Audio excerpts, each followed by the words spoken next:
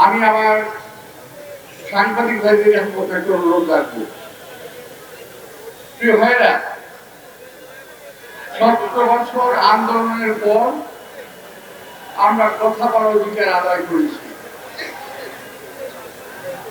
আপনারা স্বাধীন সংবাদ পরিবেশন করতে পারছেন। দয়া করে জাতির এই ক্রান্তি লগ্নে আপনাদের বক্তব্যগুলো এবং অনুসন্ধিৎস যে সাংবাদিকতা তা আপনার যথাযথভাবে পালন করবেন বলে আমি আন্তরিকভাবে অনুরোধ জানাচ্ছি। প্রিয় ভাইরা, গতকালে ঘটে যাওয়া দুর্ভাগ্যজনক এই ঘটনাকে আমি তীব্র নিন্দা করছি। হাদি একজন প্রার্থী হতে পারে ঢাকা আটের, সে আমার সন্তান সমতুল্য। আমার সন্তানের বয়স, বড় সন্তানের বয়স এখন 39 বছর বয়স। হাদি ওদের 35 হয় নাই। স্নেহতুল্য, স্নেহবান এই ছেলের উপরে আঘাত করাতে আমি মানসিক ভাবেও অত্যন্ত বেশি ক্ষতিগ্রস্ত হয়েছি গতকাল। প্রিয় ভাইরা, আমাকে সবচেয়ে প্রথম ফোন করেছে রিজভী আহমদ, আপনি এখন কোথায়? আমি বললাম যে ভাই আমি আছি। আমাকে যাওয়ার জন্য ফোন করেছিলাম। অর্থাৎ ওই মুহূর্তে রিজভীর ভিতরে একটা ঝড় তুলেছে। সে বিশেষ কাজে ছিল, বোধহয় যেতে পারে নাই। আমাকে বললো আপনি একটু যান। তখন আমি মোটামুটি অলমোস্ট চলে গেছিলেন। আমি সবচেয়ে প্রথমেই হাদির উপরে এই আঘাতে তীব্র নিন্দা প্রতিবাদ জানিয়ে বলতে চাই, এই আঘাত হাদির উপরে নয়, এই আঘাত বাংলাদেশের মানুষের গণতান্ত্রিক অধিকারের উপরে, এই আঘাত বাংলাদেশের সার্বভৌমত্বের উপরে, এই আঘাত বাংলাদেশের স্বাধীনতার উপরে। প্রিয় ভাইরা, এটাকে আমাদের প্রতিরোধ করতে হবে। এই অপশক্তি কারো হাত ভেঙে দিতে হবে, এদেরকে দাঁত ভাঙার জবাব দিতে হবে। আমি একটি কথা যদি বলি, যেটা রিজভী আহমদ সাহেব বলেছেন, হাদি গুলি ওর গায়ে গুলি লেগেছে 2:15। ঠিক আড়াইটার সময় ফেসবুকে পোস্ট আসলো, সবাই যে যেখানে ঐক্যবদ্ধ হও, কোন একটা বাসায় গেলে ইট করে নিয়ে আসতে হবে। ভাবতে পারছেন ব্যাপারটা?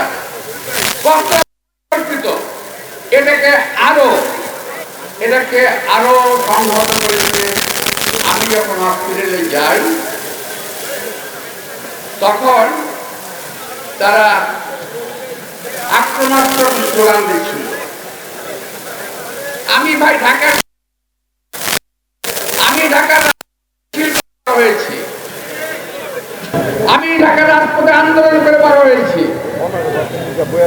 আমার বয়সটা একটু বেশি হয়ে গেছে, শান্ত থেকেছি, নীরব থেকেছি, কিন্তু ওই মুহূর্তে যদি আমার নির্দেশনা পেত তাহলে তোমাদেরকে তুলনা করতে কিন্তু ওরা ছিল কয়েকজন।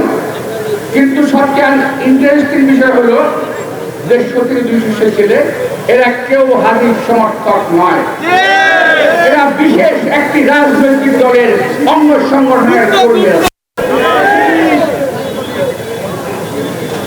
ভাই, আমি যাওয়ার পরে যখন ভিতরে তখন হাদিকে নিয়ে যাচ্ছে স্ট্রেচারে করে। আমি অপেক্ষা করলাম, প্রায় 1 ঘন্টা বসে থাকলাম। এর মধ্যে কিছু বেয়াদব ছেলে পেলে অনেক বেয়াদবি বললো। যাই হোক, আমার সঙ্গে যারা লোকজন ছিল তাদেরকে বললাম, তোরা শান্ত থাকো, হসপিটালের ভিতরে ঝামেলা হয় সেটা চিকিৎসাকে আহত হবে, চিকিৎসাকে আহত করা যাবে না, ওকে বাঁচানোর ব্যবস্থা করতে হবে। আর যারা মত সৃষ্টি করেছিল তারা চেয়েছিল হাদি ওখানেই মারা যায়। আর আমরা চেয়েছি আল্লাহ তাকে বাঁচিয়ে তুলুন, সেরে তুলুন, দীর্ঘায়ু দান করুন। প্রিয় ভাইরা,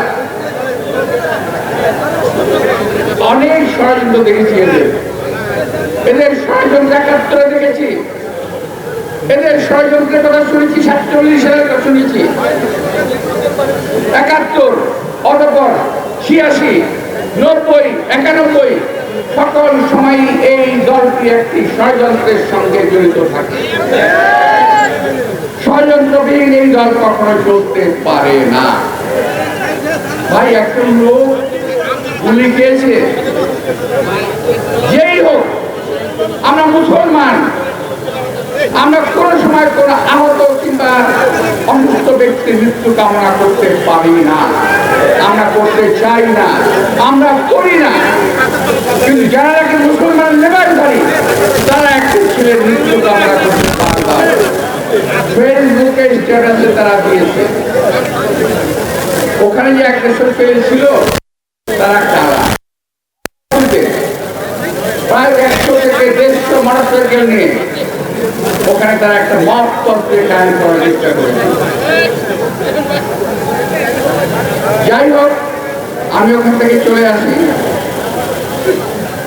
ওরা ভেবেছিল ওদের ধমক টমক দেখলে পরে বোধ হয় আমরা লেজ গুটিয়ে পালিয়ে যাবে।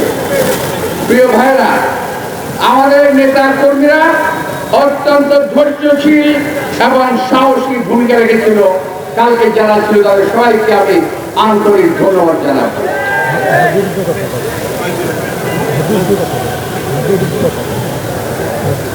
প্রিয় ভাইরা, আমি জীবনে অনেক নির্বাচন করেছি, অনেক অনেক, একটা দুটো না। আমার জীবন নির্বাচনে বহু প্রার্থী ছিল। আমি যখন ৭৭ সালে কমিশন নির্বাচন করি, তখন ছিল 11 জন প্রার্থী। ৯১ সালে নির্বাচন করি, জামাত ইসলামের আব্বাস আলী খান, মুজাফফর হোসেন পল্টু, আমরা একে অপরের সঙ্গে কোলাকুলি করে, একে অপরের বাসায় খাওয়া দাওয়া করে আমরা ভিন্নভাবে নিজের রাজনৈতিক প্রচারণা চালিয়েছি। আমি যদি চাইতো, তাকে আমি আমার সকল রকম সাহায্য সহজে হাত প্রচারিত করতাম, কিন্তু সেটা চাই নাই। যাই হোক,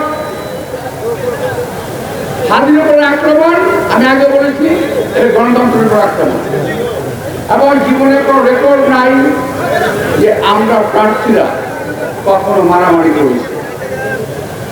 রেকর্ড আছে আওয়ামী লীগের, রেকর্ড আছে ওই একটা অপশক্তির, যারা নাকি বরাবর একটা ফায়দা লওয়ার চেষ্টা করে, গোলা পানিতে মাছ শিকার করার চেষ্টা করে।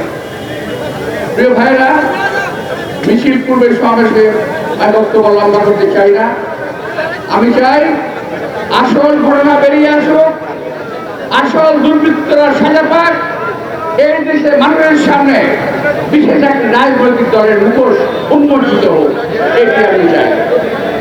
আমি হাদির দীর্ঘায়ু এবং সুস্থতা কামনা করে আবার যখন তাকে আমরা নির্বাচনের মাঠে আমরা দেখতে চাই।